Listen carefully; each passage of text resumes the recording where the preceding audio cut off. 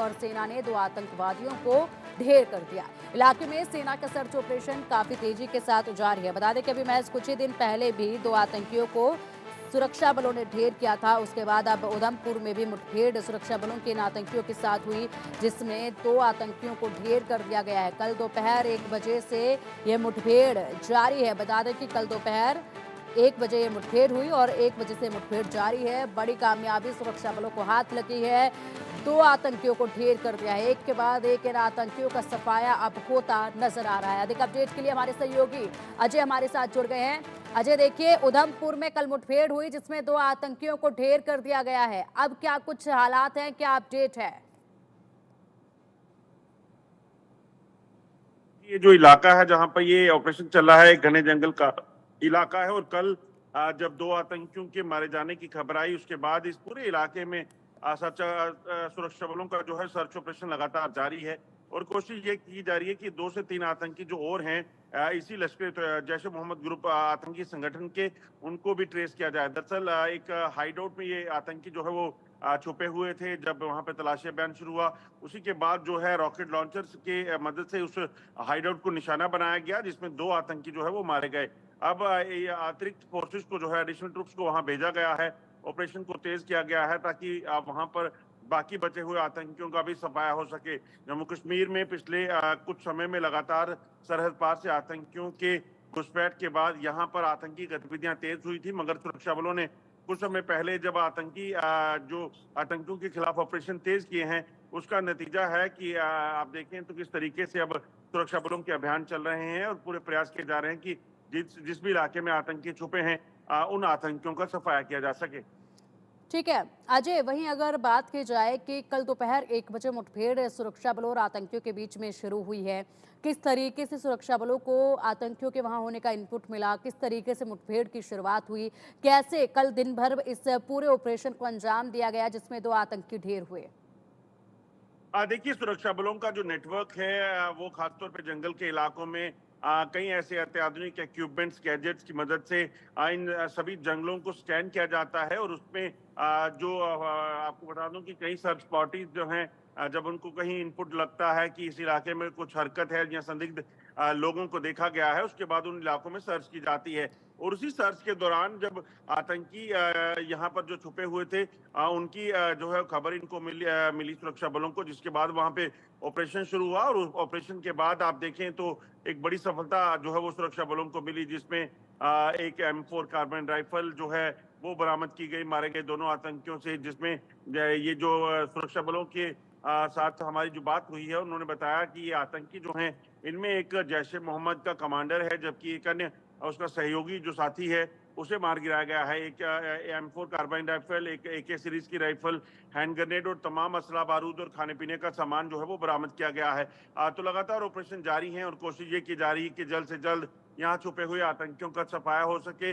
Special forces के जवान, Jammu Kashmir police और तमाम जो सुरक्षा एजेंसियों के जवान हैं वो इस इलाके में लगातार डेरा डालू हुए हैं और कोशिश की जा रही है कि जल्द से जल्द इन ऑपरेशनों को खत्म किया जाए। ठीक है अजय, वहीं आपसे ये भी जानना चाहेंगे, उधमपुर का जो इलाका है, इस इलाके में फिलहाल कितने और आतंकियों के होने की कोई इनपुट अगर हासिल हुआ हो, कोई जानकारी ऐसी, और अब जो मुठभेड़ हुई है उसके बाद किस तरीके से पूरे ऑपरेशन को चलाया जा रहा है, क्या कोई रणनीति में बदलाव किया गया है, और कितने आतंकी फिलहाल वहां हो सकते हैं जो उसी इलाके में छुपे हों या फिर उसके आसपास के इलाके में? देखिए, जो इस इलाके की खबर है उसके मुताबिक लगभग 3 से 4 आतंकियों के ग्रुप जो हैं वो उधमपुर और कठुआ के जंगलों में लगातार एक जगह से दूसरी जगह जो है वो मूवमेंट कर रहे हैं। और उसी के बाद सुरक्षा बलों के ऑपरेशन जो है वो चलाए जा रहे हैं। दरअसल जिन इलाकों में आतंकियों की छुपे होने की खबर है, ये आतंकी दरअसल जंगलों में बैठे रहते हैं और जब भी इनको मौका मिलता है, जब भी इनको इशारा मिलता है सरहद पार से, तो ये किसी आतंकी हमले को अंजाम देते हैं। तो इसीलिए चुनौतियां जो हैं वो कई हैं सुरक्षा बलों के लिए, क्योंकि सुरक्षा बलों को सिविलियंस की जान की फिक्र है, उनको बचाना है और उसके साथ साथ इन आतंकियों की सफाई को करना है। इस चीज के लिए इनको चुनौतियों से जो है वो दो चार होना पड़ रहा है, मगर सुरक्षा बल इस चीज को सुनिश्चित कर रहे हैं कि किसी भी तरीके से आम लोगों की कोई नुकसान ना हो। और जब विधानसभा चुनाव होने हैं उससे पहले इन चीजों को देखना कि कहीं ये आतंकी किसी तरह की किसी आतंकी वारदात को अंजाम ना दें। वहीं दूसरी तरफ आप देखें तो सुरक्षा बलों ने मल्टीपल लोकेशंस पर जो है अपने अभियान चलाए हुए हैं और इन मुठभेड़ में पिछले कुछ समय में जो देखी गई है उसमें लगातार आतंकियों के सफाई के लिए काम हो रहा है, आतंकियों को मार गिराने की कवायद चल रही है। दरअसल ये आतंकी जो हैं इनका जो सर्वाइवल है वो सिर्फ और सिर्फ ओवरग्राउंड वर्कर का नेटवर्क है, जिनकी मदद से ये खाने पीने का सामान और एक जगह से दूसरी जगह जाना, लॉजिस्टिक सपोर्ट, तमाम चीजों को जो है वो हासिल करते हैं। जम्मू कश्मीर पुलिस उस नेटवर्क को उखाड़ फेंकने के लिए भी लगातार काम कर रही है, ताकि यहाँ से इन आतंकियों के सफाई के साथ साथ उस नेटवर्क को उखाड़ फेंका जाए, ताकि वापस से जो आतंकी नेटवर्क के जरिए जो आतंकी वापस रिवाइव होते हैं आतंकवाद यहाँ पे, उसको रोका जा सके।